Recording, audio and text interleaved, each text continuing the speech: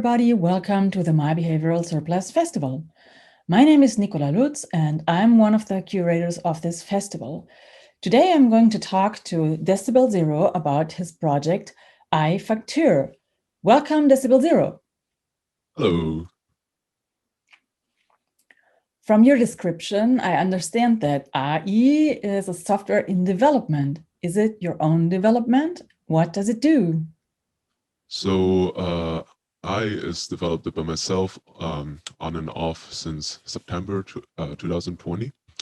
AIII stands for Analog Interpretation Interception Implementation.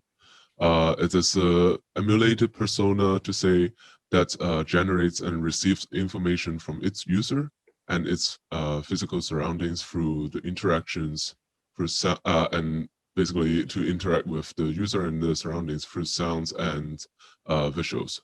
It receives information from, for example, like cameras or microphones or other sensors. And this whole project's concept is partially also inspired by the one and only Melody Cha's Aiii, which will also be presented in this festival. And actually, we're also planning to have a performance together with 2 humans and 2 software later as well. Whoa, that's very impressive. I'm so looking forward to see what that does. But once again, you say it emulates a persona. So does it mean it's like an avatar? How should I imagine this? Yeah, so when I say it's a emulated persona, what I'm trying to achieve is to give this whole software a personality or a sense of more clear sense of presence. So it's not just an algorithm that react to you and do something, but you can feel that someone is like as a person is playing with you or interacting with you. In a more realistic sense, it is not really, or I'm not trying to achieve to have a full avatar, full body avatar with this, but through learning and manipulating and also embodying information the software receives and also captures with its surrounding and with other people, I'm trying to have the ability for it to basically generates sounds or faces, which you see with my face right now is kind of a prototype of it. But to have the software to have its own ability to decide its own voice and sound. Sorry, its own voice and face. Yeah, very impressive. And what does the second half of your title mean? I mean, you explained what the Aiii is, but Faktur, what is that? So Aiii, as you talked about, is still developing software, and Aiii is installation I'm planning to present during this festival. Aiii is a multimedia interactive installation built based on Aiii as the software, and the idea behind it is to have Aiii to be able to clearly have its own appearance in the room in one of the houses in the festival. You can also consider it as its own home. So you are kind of, when you go into this room, you are kind of going into the home of Aiii, and it will basically keep telling stories and also try to interact with its own visitors. And the name Aiii is kind of a wordplay of I is behind the door of facts. Okay, so I'm very curious to step into this fellow and see what it, she, or he is like.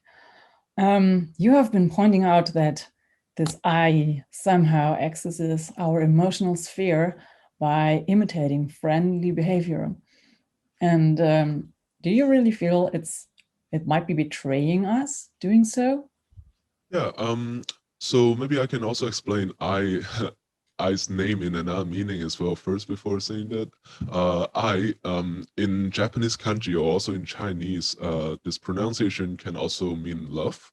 The reason I picked this name is also because I want to develop a software that can establish connection and sympathy to its own surrounding, and also, of course, its own user in different occasions. And you can say that I'm trying to let this software to have the ability to spread its own love of its own mean to mankind, if you might want to say. So that's part of the how I hope the friendly behavior will be. But if you ask would it betray us, I would say a clear no from a creator point of view, because well, first, it definitely is behaving as I told it to. Artificial intelligence, although it's being fantasized to be, human-made intelligence, but in fact, it is never intelligence. It's just a very, very, very complex algorithm. The person or the one who is really betraying us is really never the computers or technologies, which is just a tool, but what is really betraying us, you can say, is the person who is programming behind it or using this tool against us is the one who is betraying us. Thank you very much for pointing this out. It's a very interesting point of view. When you also said that in the project you want to address the connection between technology, injustice, and the rising totalitarianism, and how is this linked together? Yeah, I mean, with technologies we now have, depends on how it is programmed. The ability to look, to listen, to sense and recognize its own surrounding is, is getting more and more advanced every day. And when it comes to the subject of being observed, it includes us, human, as well. So what I ultimately want to do is really to raise the awareness about this fact, especially, quoting from Shoshana Zuboff's book, we are basically stepping into the age of surveillance, So I think every one of us, no matter where we live, where we are, what kind of background we come from, we need to start acquiring and raising the awareness about the fact that we are being monitored and we are being our data is being captured. And I think I want to remind people also to constantly reflect the meaning about it, and also what technologies on their hands is meaning right now in this age. And for example, like the data that we give out, like including face recognition, including when you're surfing online, you're giving out data about your searching history, like what does it mean to us actually, or what is the consequence behind it? Like how could these data be actually analyzed and perhaps potentially be used against us one day as well? Thank you very much. It's so great you're doing this. I'm very impressed, and I'm so looking forward to getting this experience.